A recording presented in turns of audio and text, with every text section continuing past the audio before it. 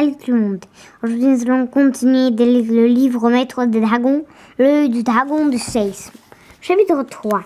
Tout ce temple, Yann a une idée. Comme nous savons où se trouve l'archipel du dragon, l'ombrique peut nous y amener très rapidement, dit-il. Mais que faire une fois là-bas?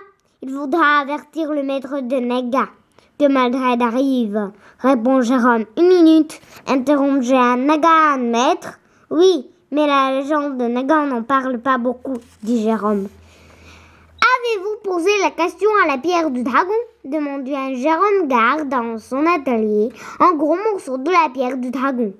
Cette pierre verte qui désigne le maître de chaque dragon. Bien sûr, répond Jérôme, mais elle m'a permis de voir qu'une image assez floue. Naga est protégé par un bouclier magique très puissant.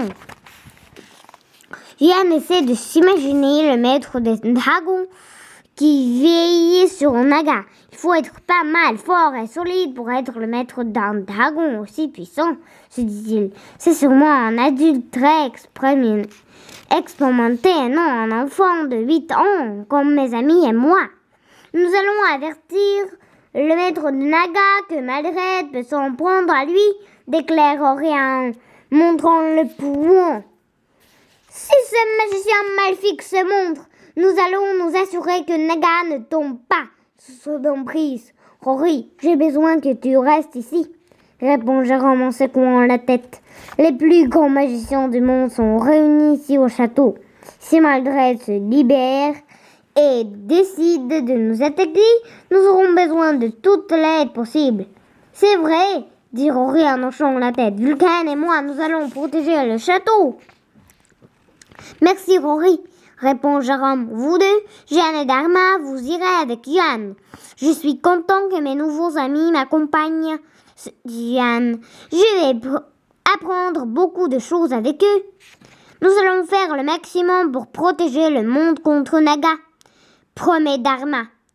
Je sais que vous y parviendrez, répond Jérôme en se dirigeant vers un étage. Étagère. Il en retire 2 petits miroirs ronds et en donne un à Yuan. Prends ce miroir magique avec toi, dit Jérôme.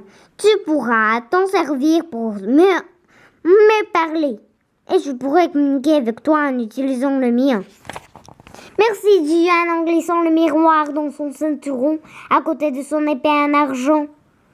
Cette épée est un cadeau qu'il a reçu de Jeanne lorsqu'il est allé dans la caverne du dragon d'argent. Partons, dit Jeanne. Jeanne et Dharma disent au revoir à Jérôme et à Rory.